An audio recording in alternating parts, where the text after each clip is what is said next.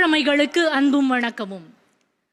உலகத்திலேயே மிக உன்னதமான உறவு எதுவென்றால் அது தாய் தந்தை உறவுதான். காப்பி குடித்துவிட்டு கசக்கி எறிகிறோம் கோப்பையை, எழுதி தீர்த்துவிட்டு வீசி எறிகிறோம் எழுதுகோலை.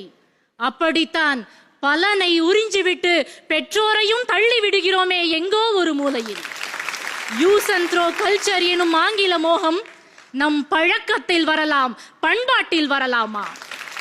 இல்லத்துக்குள் உறவுகளை வா என்று அழைக்கத்தான் வீட்டின் முன்பகுதிக்கு வா இல் என்று பெயரிட்ட இனம் தமிழினம். இன்றைக்கு என்ன ஆனது நம் தமிழ் சமூகத்திற்கு? உறவுகளை மறந்து போனோமா, இல்லை நினைவிருந்தும் உள்ளத்தால் மறத்து போனோமா?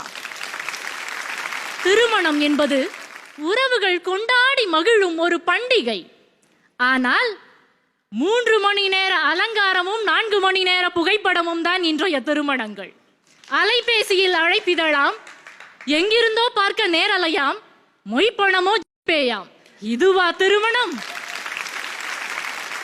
திருமணத்திற்கு பின் மனைவி கணவனை அன்போடு அத்தான் என்று அழைப்பதிலே ஒரு புதிய அர்த்தம் ஒளிந்திருக்கிறது.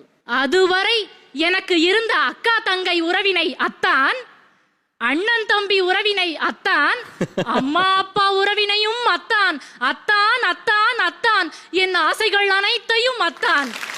தான், தன் மகிழ்ச்சி, தன் இஷ்டம் எனும் தான் தோன்றித்தனங்கள் தான் உறவுகளை தொல்லை என்கிறது.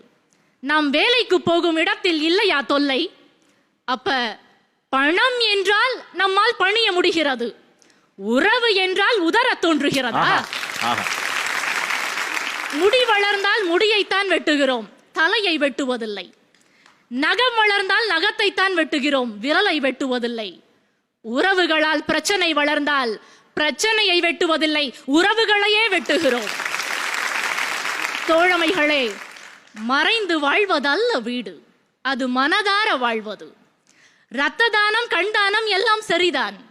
அந்த வரிசையிலே இனியேனும் ஒருவருக்கொருவர் நேரத்தை தானம் செய்வோம். வாய்ப்பிற்கு நன்றி, வணக்கம்.